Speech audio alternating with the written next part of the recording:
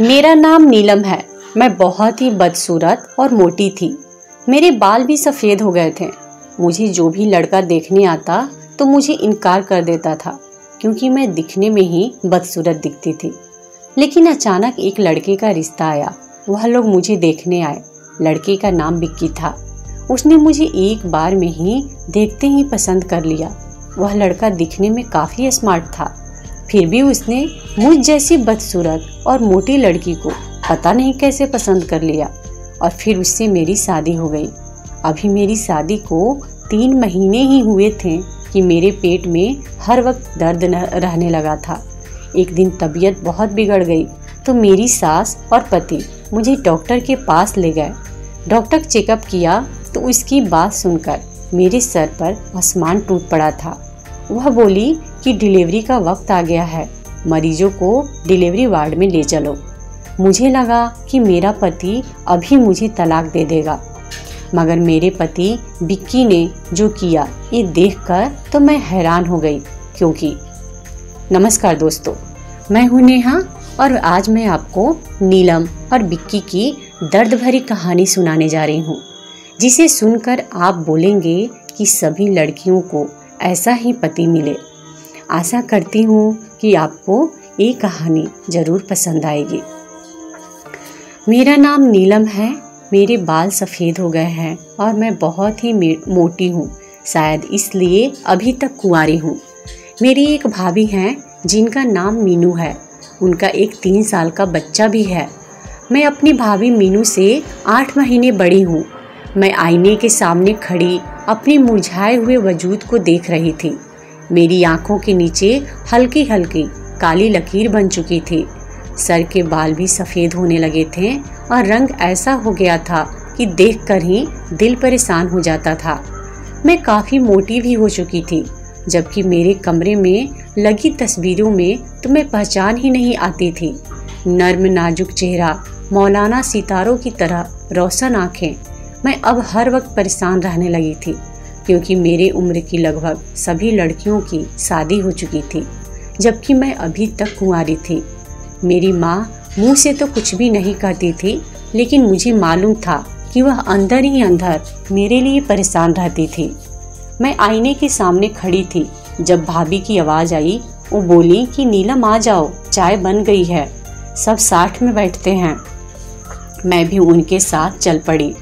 भाभी तेज तेज चलती थी, जबकि मैं लंगड़ा कर चलती थी। वो आगे निकल गई तो पीछे मुड़कर मुझे देखकर हंसते हुए बोली कि जब से तुम्हारा भतीजा 3 साल का हुआ है ना, मुझे हर काम जल्दी जल्दी करने की आदत पड़ चुकी है। आ जाओ मेरे साथ। भाभी ने मेरा हाथ थाम लिया था। मैं साथ चलते हुए भाभी से बोली कि मीनू, तुम मुझसे 8 महीने छोटी हो ना। उसने इस बात पर सिर हिला दिया तो मैं बोली कि तुम्हारी शादी तो 7 साल पहले ही हो चुकी है, क्योंकि तुम बहुत हसीन हो। देखो, मैं आज तक अपने माँ बाप पर बोझ बनकर बैठी हूँ, क्योंकि मैं लंगड़ी भी हूँ और मोटी भी। मीनू एकदम परेशान हो गई। वह बोली कि चुप करो नीलम, ऐसी बातें नहीं करते हैं। भगवान सब बेहतर करेगा, तुम बिल्कुल भी फिक्र ना करो, वो तुम्हारे लिए बेहतर ही पति ढूंढेगा। मैं चुप हो गई थी। शाम को मैं अपने कमरे में बैठी रामायण पढ़ रही थी जब मेरी भाभी भागती हुई कमरे में दाखिल हुई। वो बोली कि नीलम, जल्दी से कोई अच्छा सा ड्रेस पहनकर बाहर आ जाओ, तुम्हारे लिए रिश्ता आया है। मैं तो भाभी की तरफ देखती ही रह गई। मैं बोली कि मीनू, मेरे लिए रिश्ता वो भी कैसे? भाभी हंसने लगी और बोली कि माँ जी ने रिश्ता लेकर आने वाली आंटी से बात की थी, वहीं लेकर आई हैं। मैं बोली कि मीनू, क्या फ़ायदा तैयार होने का जब लड़के वाले मुझे रिजेक्ट ही करने वाले हैं। वह बोली कि ना उम्मीदी वाली बातें मत करो, तुम पीटोगी। देखो, सुबह हमने तुम्हारे रिश्ते के लिए प्रार्थना की और अब वह रिश्ता भी आ गया है। अगर हम प्रार्थना करेंगे तो वह तुम्हें भी पसंद कर लेंगे। हो सकता है कि हमारी ये प्रार्थना भी सफल हो जाए। मैं तैयार होकर बाहर आ गई तो एक लड़का और एक आंटी बैठी हुई थी। आंटी मुझे देखकर खुशी से उठकर खड़ी हो गई थी। उसने मुझे बड़े प्यार से अपने पास बुलाया, जबकि मैंने तिरछी नज़र से उस लड़की की तरफ देखा था। आज मुझे पहली बार ये एहसास हुआ था कि पहली नज़र की मोहब्बत किसे कहते हैं। वो लड़का भी मेरी तरफ देखकर मुस्कुरा दिया था। मेरे दिल से सच्ची दुआ निकली थी कि हे भगवान, ये लोग मुझे पसंद कर लें। तभी आंटी बोली कि हमें आपकी बेटी बहुत पसंद आई है। अगर आप कहें तो हम इसे अभी अंगूठी पहना के जाते हैं। तभी मैंने नज़र उठा के उस लड़के की तरफ देखा था। वो अब भी मुझे ही देख रहा था। माँ बोली कि अगर यह बात मेरे हाथ में होती तो यकीनन आपको अंगूठी पहनाने की इजाज़त दे देती, मगर आप तो जानती हैं ना कि शादी ब्याह के मामले में मर्दों के हाथ में ही होते हैं। नीलम के पिताजी जब ऑफिस से वापस आ जाएंगे तो उनसे बात करके मैं आपको कॉल कर दूंगी। वो लोग चले गए थे, मगर मेरा दिल अभी तक बेहद धड़क रहा था। फिर ये हुआ कि मेरे सारे फैसले भगवान ने अपने हाथ में ले लिए। दोनों तरफ से ही हाँ हो गई थी और सिर्फ 1 महीने बाद ही शादी की तारीख भी तय हो गई थी। मैंने अपने घर वालों को सख्ती से मना कर दिया था कि मुझे धूमधाम से शादी नहीं करनी है। मेरे दिल में यही डर था कि वो लोग मुझे देख के हंसेंगे। मेरे घर वालों ने भी मेरी इस बात को मान लिया था और बिल्कुल वैसा ही किया जैसे मैंने कहा था। घर वालों ने शादी के जोड़े में मुझे विदा किया था और मैं बिक्की की दुल्हन बन चुकी थी। मैं बहुत खुश थी। थोड़ी देर बाद ही बिक्की भी कमरे में आ गया था। वो भी खुश लग रहा था। उसने मुझे मुंह दिखाई रस्म पर अंगूठी पहना दी थी और बोला कि नीलम, आज मैं बहुत ही खुश हूँ कि तुम मेरी ज़िंदगी में शामिल हो चुकी हो। जबकि मुझे अभी तक इस बात पे यकीन ही नहीं हो रहा था कि ऐसे कैसे हो सकता था कि वो एक मोटी सी बेरौनक लड़की को पाकर खुश हो गया हो। मैं बोली कि मुझे एक बात पूछनी थी। आप मुझे ये बताएं कि आपने मेरे साथ शादी क्यों की है। वो मेरे सवालों पर हंसते हैं और बोले कि जाहिर सी बात है, तुम मुझे अच्छी लगी थी इसलिए मैंने शादी कर ली थी। मैं सवाल से ही सवाल निकाल रही थी ताकि बिक्की का जवाब सुनकर मेरे मुरझाए हुए दिल को सुकून मिल जाए। मैं बोली कि मुझ में क्या पसंद आया था आपको। वो बोले कि तुम्हारी ओरिजिनलिटी, तुम जैसी हो वैसी ही हमारे सामने आ गई थी। तुमने खुद को मेकअप करके पर्दे में नहीं छुपाया था। मैं मुस्कुरा दी थी। मेरी शादी के बाद ही खूबसूरत लम्हे शुरू हो गए थे। मेरा पति मुझ पर जान न्यौछावर करता था, जबकि मेरी सास तो मेरा अपने माँ बाप की तरह ही ख्याल रखती थी। मैं बहुत मोटी हो चुकी थी। बिक्की के साथ मैं बिल्कुल भी नहीं जचती थी, इसलिए मैंने सोचा कि डाइटिंग शुरू कर दूं। मगर मेरे सास ने साफ मना कर दिया और बोली, अगर तुम स्मार्ट हो गई ना तो बिक्की को बिल्कुल भी अच्छी नहीं लगोगी। ये बात सुनकर मैं हैरान हो गई थी। खैर, हर शाम मेरी सास बिक्की के आने से पहले मुझे कुछ न कुछ मीठा जरूर खिलाती थी, जो कि मैं उनकी मोहब्बत समझकर खा लिया करती थी।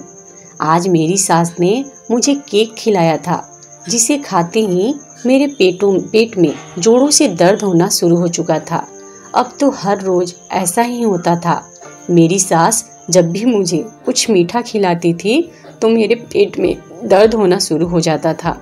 जब तक बिक्की घर आते तब तक मैं दर्द से परेशान हो जाती थी और फिर वह सारी रात मेरे लिए जगता रहता था। यूँ हम दोनों को एक दूसरे के साथ बैठकर बहुत सारी बातें करने का मौका ही नहीं मिलता था। मैं इस वजह से बहुत परेशान थी।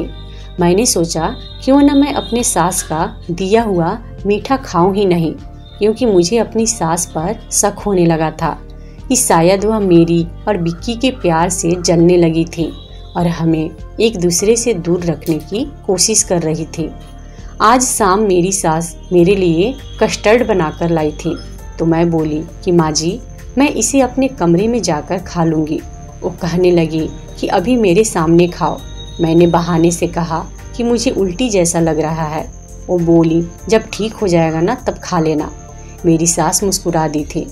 मैंने अपने कमरे में जाकर उस कस्टर्ड को खाने के बजाय छुपा दिया था। मुझे लगा था कि आज मेरे पेट में दर्द नहीं होगा, मगर मेरा अंदाज़ा गलत निकला था। मेरे पेट में दर्द शुरू हो चुका था और आहिस्ता आहिस्ता वो बढ़ने लगा था। मैं दर्द से कराहने लगी थी। मेरी सास मेरे कमरे में भाग कर आई और बोली, क्या बात है बेटी? मैं रोते हुए बोली कि बिक्की को बुला लो, मेरी तबीयत बहुत ख़राब है। तब तक बिक्की भी आ चुके थे। उन्होंने मेरी हालत देखी। वो जल्दी से मुझे अस्पताल लेकर गए। मेरी सास मुझे दिलासा देती रही। अस्पताल पहुंचकर मुझे इमरजेंसी वार्ड में एडमिट कर दिया गया। डॉक्टर ने चेकअप किया तो बोला कि पेशेंट के डिलीवरी का समय आ गया है, पेशेंट को डिलीवरी वार्ड में लेकर चलें। मैं तो बिल्कुल ही हक्का बक्का हो गई थी और उस डॉक्टर की तरफ देखती रह गई थी। मैं चिल्लाई और बोली कि यह नामुमकिन है, क्योंकि मेरी शादी को तो अभी सिर्फ 3 महीने ही हुए हैं। मुझे लगा था कि मेरा पति अभी मुझे तलाक दे देगा, इसलिए मैं बहुत ज़्यादा डर गई थी। मैं गुस्से से बोली कि बिक्की, मुझे इस अस्पताल से ले चलें, मुझे नहीं करवाना है यहाँ इलाज। ये डॉक्टर पागल हैं, मुझ पर इल्ज़ाम लगा रहे हैं। लेकिन मेरा दर्द अब धीरे धीरे बढ़ता ही जा रहा था। मैं चीखने लगी थी। बिक्की ने जल्दी से मेरा हाथ थाम लिया और बोला कि घबराओ नहीं, सब कुछ ठीक हो जाएगा। वो सब बाहर चले गए और मेरी डिलीवरी का वक्त शुरू हो गया था। 2 घंटे की कोशिश के बाद मैंने एक बच्चे को जन्म दिया था, मगर मुझे अभी तक यकीन ही नहीं हो रहा था कि यह बच्चा मैंने ही जना है। लेकिन मैंने अभी अपनी आंखों से अपने बच्चे को पैदा होते हुए देखा था, इसलिए मुझे यकीन करना ही पड़ा। मैं दुख और गम से बेबस हो चुकी थी। मुझे समझ में ही नहीं आ रहा था कि मैं बिक्की का सामना कैसे करूंगी। वह शायद अब मुझे तलाक दे ही देगा।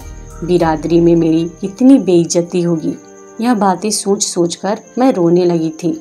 थोड़ी देर हुई थी कि बिक्की और मेरी सास कमरे में आ चुके थे। दोनों बहुत ही खुश लग रहे थे।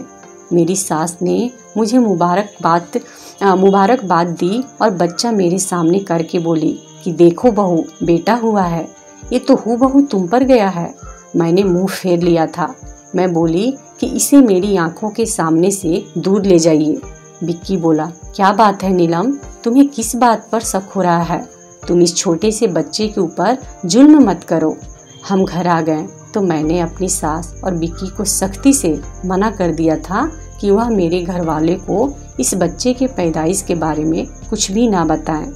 मैं नहीं चाहती थी कि मेरे पिताजी को पता चले कि उनकी बेटी ने शादी के 3 महीने बाद ही उन्हें नाना बना दिया था। बिक्की अब भी मेरा बहुत ख्याल रखता था। उनकी जगह अगर कोई और मर्द होता तो अब तक मुझे तलाक दे चुका होता। मेरी सास इस बच्चे को संभालती थी। मुझे तो उसका मुंह देखने का भी दिल नहीं करता था। दोस्तों, इस कहानी की आगे का भाग मैं आपको अपने अगले वीडियो में बताऊंगी। इसलिए अगर आपने अभी तक मेरे इस चैनल को सब्सक्राइब नहीं किया है तो मेरे चैनल को सब्सक्राइब करके घंटी के बटन को जरूर दबाइएगा, ताकि जब भी मैं इस कहानी के अगले भाग की वीडियो अपलोड करूंगी तो उसका नोटिफिकेशन मिलेगा आपको सबसे पहले। इस वीडियो को देखने के लिए आपका बहुत बहुत धन्यवाद।